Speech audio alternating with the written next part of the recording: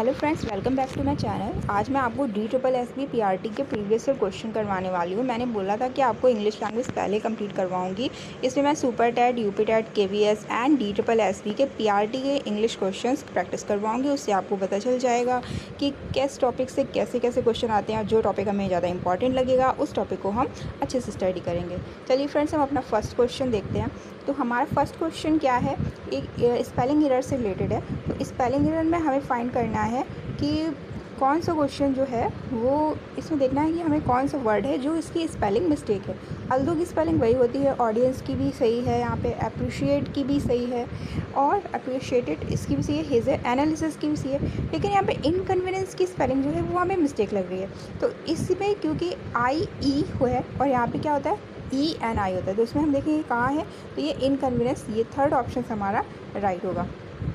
वैसे ही हमारी कई स्पेलिंग्स पूछी जाती हैं, तो स्पेलिंग एरर से हमें स्पेलिंग देखनी है। जैसे कि हमारी कम्युनिकेशन में पूछी जाती है। कम्युनिकेशन में क्या होता है,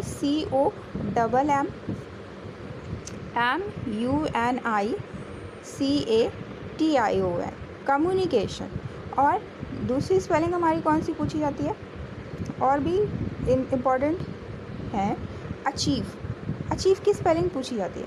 तो अचीव की स्पेलिंग क्या होती है, अचीव ACHIEVE, अचीव।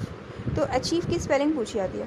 और ऐसे ही कई इंपॉर्टेंट स्पेलिंग्स हैं जो पूछी जाती हैं। चलिए फ्रेंड्स, हम अपना देखें इसी तरफ से सेकंड क्वेश्चन देखते हैं। सेकंड क्वेश्चन हमारा क्या है, वर्ब से रिलेटेड है। ये वर्ब है, जो हमारे टेंस होते हैं, 3 टेंस होते हैं, प्रेजेंट, पास्ट एंड फ्यूचर।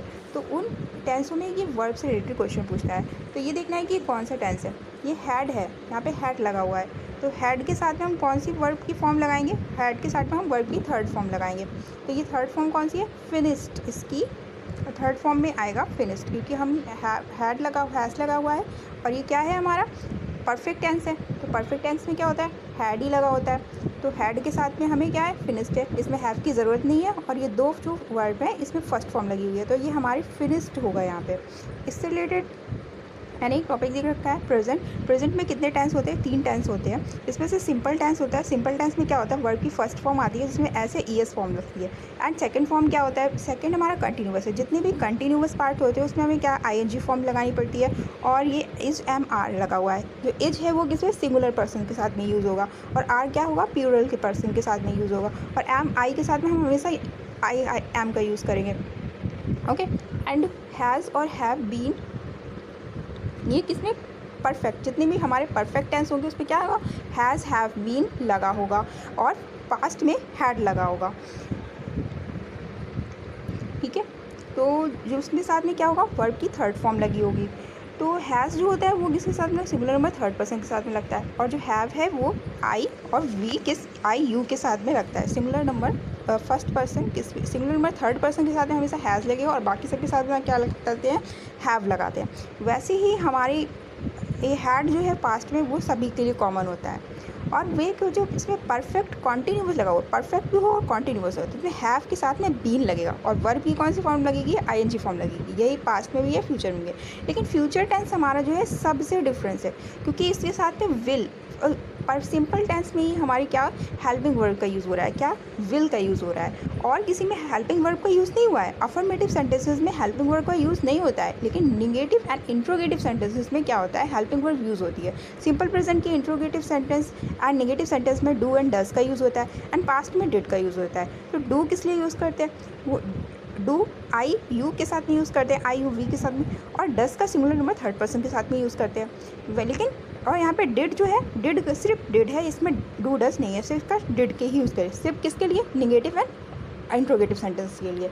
और जो हमारा फ्यूचर है उसमें विल लगेगा और कंटिन्यूअस से विल बी लग जाता है।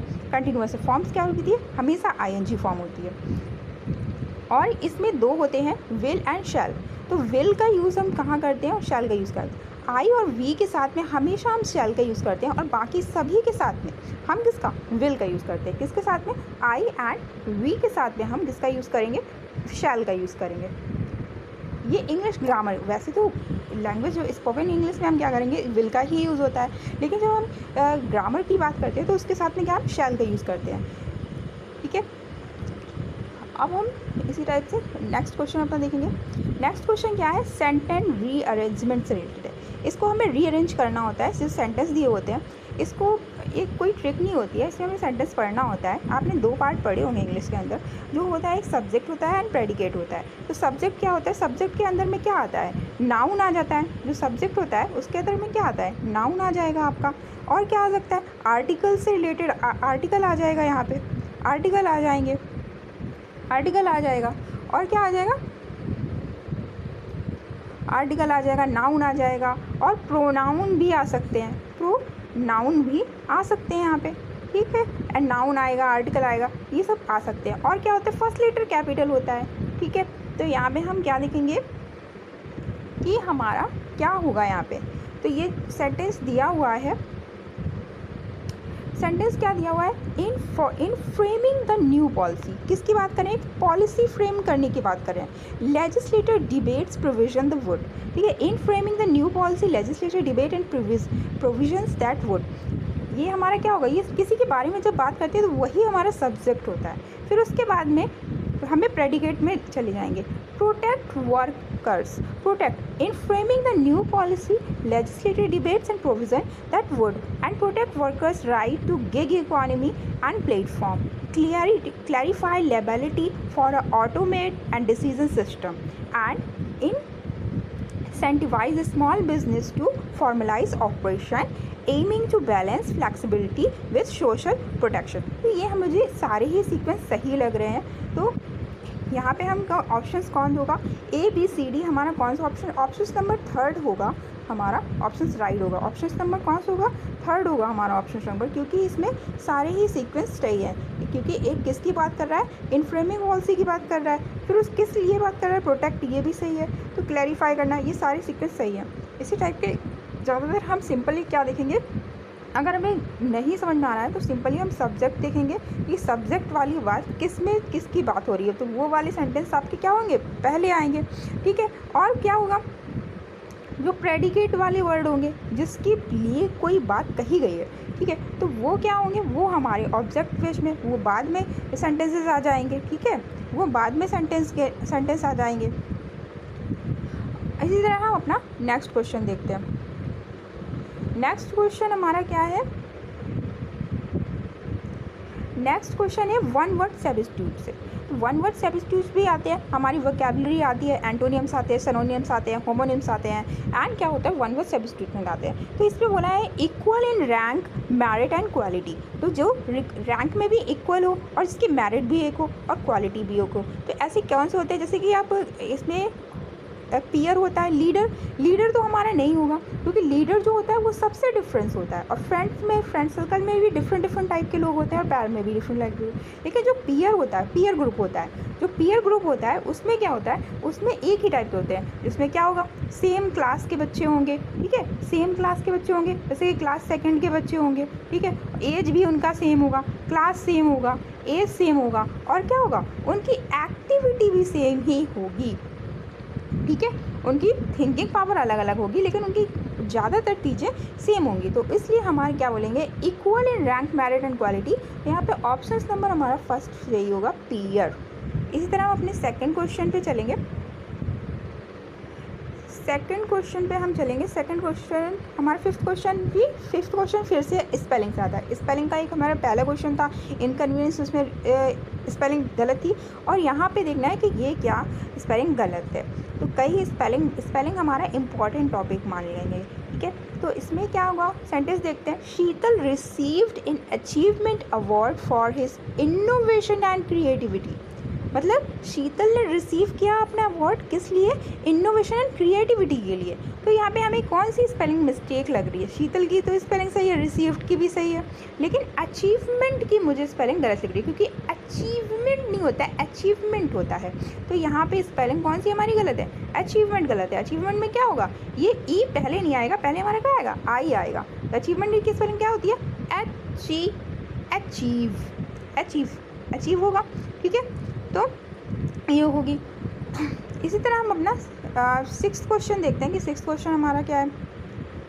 6th क्वेश्चन हमारा है फिल इन द ब्लैंक्स। इसमें हमें क्या पढ़ना है, दे क्या है, यहाँ पे हम पहले जब फिल इन द ब्लैंक्स होते हैं, फिल इन द ब्लैंक्स किस टाइप से होते हैं, या तो आपको एडजेक्टिव भरना होगा या प्रीपोजिशन भरना होगा या फिर वर्ब भरनी होगी या फिर एडवर्ब भरनी होगी। तो यहाँ पे हम देखते हैं क्या भरना है। दे तो हमारा क्या है, प्रोनाउन है, और कंप्लीटेड क्या है हमारा, वर्ब है, टास्क है। तो क्या बोल रहा है, दे कंप्लीटेड द टास्क। तो इसमें हमें किसके क्वालिफाई कर रहा है, कंप्लीटेड। कंप्लीटेड की लिए क्या बता रहा है, कैसे उसने अपना टास्क कंप्लीटेड किया, एफिशिएंटली कंप्लीट किया। तो जो हमारा किसको, वर्ब को मॉडिफाई करे और use as an adjective part, तो उसे हम क्या बोलेंगे, एफिशिएंटली। ठीक है, they completed the task and efficiently and submitted the report promptably. तो जो हमारे क्या है, ये एडवर्ब, ऑप्शन नंबर सेकंड हमारा राइट होगा। तो इसी तरह हम अपना नेक्स्ट क्वेश्चन देखते हैं। नेक्स्ट क्वेश्चन हमारा क्या है, आर्टिकल से रिलेटेड है। आर्टिकल भी हमारा बहुत इंपॉर्टेंट टॉपिक है, इससे भी क्वेश्चन बहुत आते हैं। She give me honest opinion about my research even though it was critical option. ठीक है, critical, even though it was critical. तो ऑनेस्ट के लिए जो ये हॉनेस्ट लिखा हुआ है, इसमें हमारा एच जो होता है साइलेंट होता है, तो उसे हम क्या बोलते हैं, ऑनेस्ट बोलते हैं। She give me honest opinion about the research. ठीक है, तो यहाँ पे हम देखेंगे आर्टिकल हमारे कितने टाइप्स होते हैं। ए आर्टिकल होता है, एन आर्टिकल होता है, एंड कौन सा आर्टिकल होता है हमारा, द आर्टिकल होता है, जिसमें हमारे ए और एन को क्या बोला जाता है, इंडिफिनिट आर्टिकल बोला जाता है। इंडिफिनिट आर्टिकल बोला जाता है, ठीक है, इंडिफिनिट आर्टिकल बोला जाता है। और जब कल की जो द आर्टिकल होता है वो क्या होता है हमारा, वो हमारा डिफिनिट आर्टिकल होता है। ये डिफिनिट होता है, मतलब ये क्या है, डिफाइन है कि ये चीज़ है। एक मतलब द आर्टिकल किस लिए, उसके जैसा कोई नहीं है, यूनिक है। ठीक है, तो उसके लिए हम द का यूज़ करेंगे, या फिर बहुत ही ज़्यादा फेमस है कंपेयर, जो एक ही चीज़ जो दुनिया में एक ही है। जैसे हम बोल दें द गांधी, द राम। ठीक है, the Gandhi and the Ram. तो अगर हम द राम बोल दें ना, द राम, ठीक है, तो क्या हुआ, राम जैसा कोई नहीं है यहाँ पे। लेकिन और द गांधी बोल दें तो वो भी बोल देंगे द गांधी, द गांधी। और द न्यूटन लॉ हम पढ़ते हैं ना, the Newton law, the Newton law. ठीक है, तो ये सब क्या हो गए, ये हमारे क्या हो गए, यूनिक पर्सन हो गए। तो यूनिक पर्सन के लिए हमें कौन सा आर्टिकल, द का यूज़ करना है। The mount Everest, mount Everest भी एक ही है, तो इस वजह से। लेकिन जो हमारा ए आर्टिकल, ए और एन आर्टिकल है, ये कैसे आर्टिकल है, ये हमारे इंडिफिनिट आर्टिकल है। ज़्यादातर इनको हम किस तरह यूज़ करते हैं, एक के लिए यूज़ कर देते हैं। लिखे हम, लिखे जैसे हम लिखे Sheela is a girl, Sheela is a girl, तो इज़ आ क्या होगा, शीला एक लड़की है। ठीक है, उसका लेकिन कोई उसका क्या है, इंडिफिनिट है, कोई डिफाइन नहीं है। वैसे ही हमारा जो, अब हमें ये पता करना है कि ए और एन का यूज़ कहाँ कहाँ डिफरेंट जगह पे होता है। तो हम देखेंगे जो ए होता है, हमारी इंग्लिश में दो होते हैं ना, एक कॉन्सोनेंट होता है, एक वॉवेल होता है। तो जो वॉवेल होते हैं वो कितने हैं, इंग्लिश में वॉवेल्स कितने हैं, इंग्लिश में वॉवेल हमारे 5 है, 5 वॉवेल है। कौन कौन से हैं, ए है, आई है, ई है, ओ है एंड यू है, ये हमारे वॉवेल है। और कॉन्सोनेंट कितने हैं, 21 हमारे कॉन्सोनेंट है। तो एक्चुअल में लेटर्स कितने हैं, 26 लेटर हैं।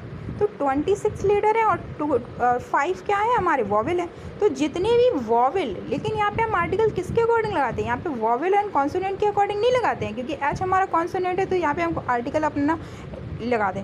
जो ए आर्टिकल है वो कॉन्सोनेंट साउंड के लिए, यहाँ पे किसकी बात होती है, साउंड की बात होती है। ठीक है, साउंड की बात होती है। जो ए है हमारा क्या, ये जिसकी साउंड कॉन्सोनेंट हो, वहाँ पे हम ए आर्टिकल यूज करेंगे। ठीक है, अब गर्ल, तो गर्ल में किसकी साउंड यूज़ होगी, ग की यूज़ हो रही है ना, तो यहाँ पे क्या यूज़ करेंगे, आर्टिकल। लेकिन honest and hour, honest and, जैसे ऑनेस्ट लिखा हुआ है तो यहाँ पे एच हमारा साइलेंट है, तो उसे हम क्या बोलेंगे, ऑनेस्ट। ऑ किसकी साउंड आ रही है, ऑ की आ रही है, तो ऑ की आ रही है, तो कौन सा आर्टिकल यूज़ होगा, एन आर्टिकल यूज़ होगा। ऑप्शन नंबर कौन सा हमारा, 4th राइट होगा, यहाँ पे एन आर्टिकल यूज़ होगा। वैसे ही यहाँ पे अगर होता आवर, आवर को हम क्या बोलते हैं, आवर हम लिखा दो, वर्ड दो, उसका कॉन्सोनेंट होता है।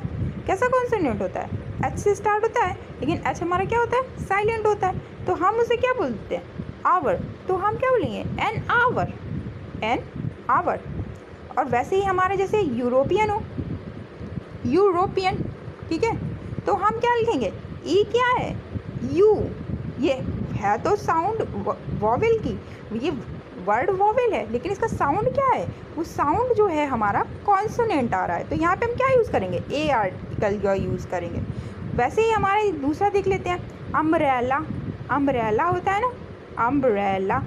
तो अम्ब्रेला में ये क्या है, ये वॉवेल है, वर्ड वॉवेल है लेकिन साउंड कैसा आ रहा है, अम्ब्रेला। वर्ड भी वॉवेल है और साउंड भी किससे ऐसा आ रहा है, वॉवेल आ रहा है, अम्ब्रेला। तो यहाँ पे हम क्या, एन यूज़ करेंगे। तो मतलब सिंपल ये है कि जितने भी वर्ड की पहली साउंड किसी भी वर्ड की फर्स्ट साउंड क्या हो, वॉवेल हो, तो वो क्या होगा, वहाँ यूज़ क्या करेंगे, एन आर्टिकल का यूज़ करेंगे। और वैसे ही अगर जब किसी की फर्स्ट साउंड कॉन्सोनेंट हो तो वहाँ पे कौन सा आर्टिकल यूज़ करेंगे, अ आर्टिकल यूज़ करेंगे।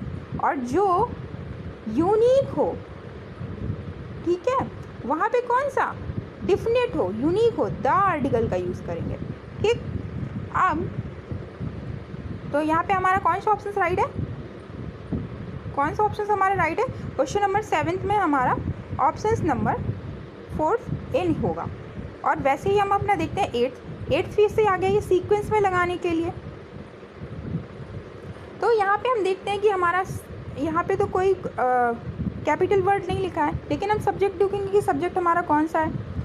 तो देखते हैं हमारा सब्जेक्ट कौन सा आता है, When the annual monsoon arrived earlier than predicted, ठीक है। तो यही हमारे यहाँ से दे दिया है W1, तो ये सब्जेक्ट है।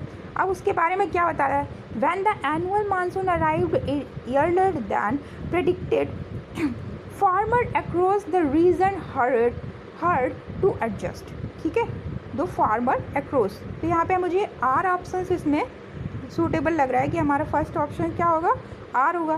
तो अब यहाँ पे हम इससे भी देख सकते हैं कि हमारा आर किस में फर्स्ट आ रहा है, तो ये इन दोनों में आ रहा है। तो अब देख लेते हैं, इससे ऑप्शन से भी हम क्वेश्चन को सॉल्व कर सकते हैं कि देखते हैं कि एस वाला सूटेबल है कि पी वाला सूटेबल है। तो are farmer across the region heard to adjust the dedicate balance require for sexual harvest, ये नहीं आ रहा है। Farmer across the region heard to adjust they are showing schedule hoping that.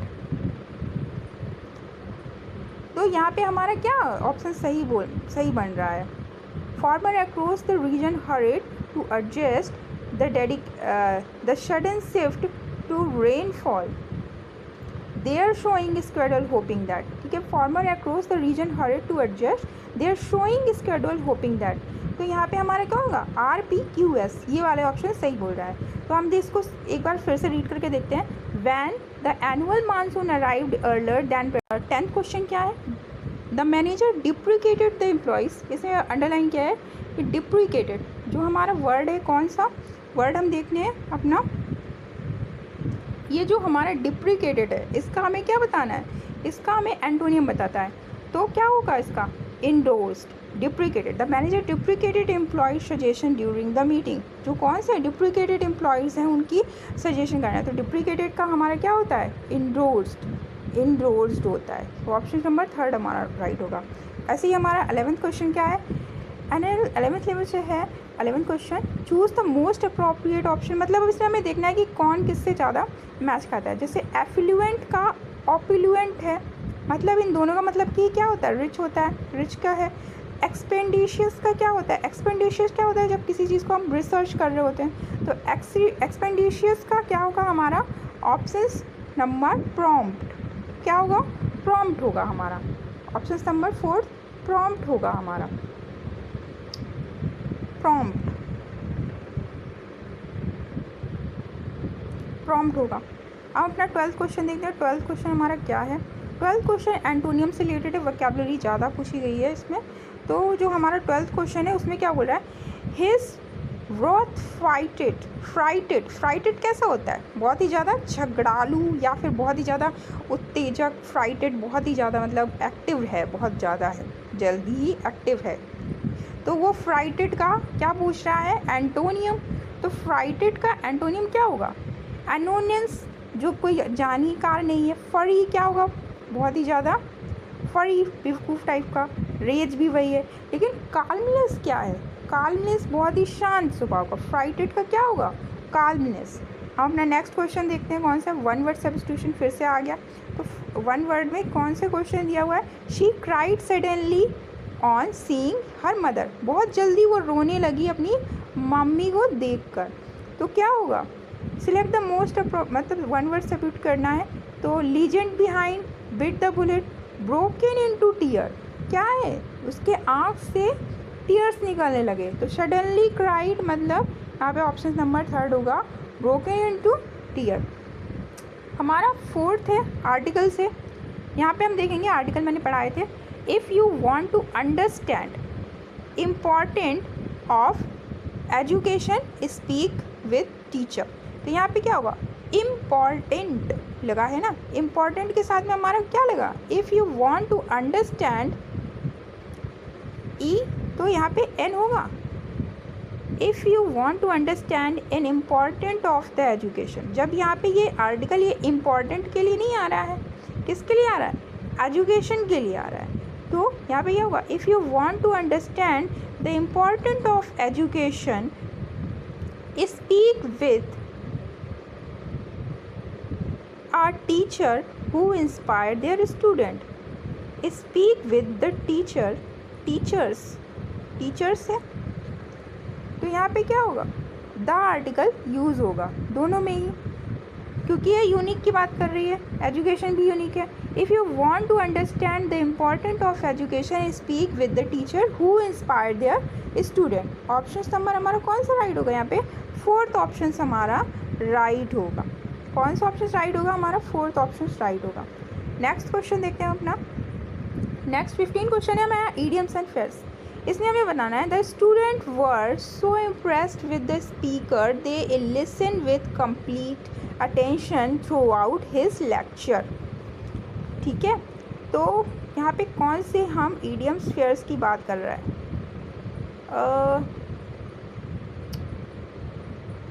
The students were so impressed with the speaker, they listen with complete attention. जो listen कर रहा है वो कैसा, complete attention से listen कर रहा है। ठीक है, तो इसके लिए हम क्या अपना idioms और phrases रख सकते हैं, burnt midnight oil, hung on every word, hang on every word, मतलब कि हर वर्ड को क्या कर रहा है, वो हैंग कर रहा है, क्योंकि वो कैसे को लिसन कर रहा है, बहुत ही अटेंशन होके, अटेंशनली वो किसी चीज़ को लिसन कर रहा है। तो क्या होगा यहाँ पे, हंग on every word. Idioms and phrase option number 1 हमारा होगा। नेक्स्ट क्वेश्चन देखते हैं, हमारा 16 क्वेश्चन क्या है, ये हमारे पैसेज के क्वेश्चन है। इसमें हम देख लेते हैं क्या होगा, फेस्टिवल, पहले हमें पैसेज रीड करना है। 16 क्वेश्चन है वो क्या है, पैसेज है। पैसेज से रिलेटेड भी 5 क्वेश्चंस आते हैं, ये यूपी टेट में भी आ सकते हैं 1 या 2 क्वेश्चन, लेकिन DSSS में 5 क्वेश्चंस आते हैं। तो हमारा क्वेश्चंस क्या है, पहले तो हम पैसेज को रीड कर लेंगे अच्छे से, और रीड करने के बाद में उसे अंडरस्टैंड करेंगे। तो यहाँ पे क्या है, और अगर वो नहीं कर सकते उसकी भी हमें टाइमिंग बचानी है, तो सबसे पहले हम क्वेश्चंस को ही रीड करेंगे। क्या बोल रहा है, which of the following is the most suitable title, title पूछ रहा है, इसका क्या टाइटल हो सकता है। फेस्टिवल से रिलेटेड है, festival are often regarded as a movement of joy but they also reveal the deeper relationship between our communities and nature. In many traditions, society harvest festival are not simply celebration of abundance, they are acknowledgement of dependence। मतलब किसकी बात हो रही है, Joy की बात हो रही है, लेकिन एक रिस्पॉन्सिबिलिटी भी बोली जा रही है कि कोई फेस्टिवल मना रहे हो तो उसे एक रिस्पॉन्सिबिलिटी की तरह भी बनाओ।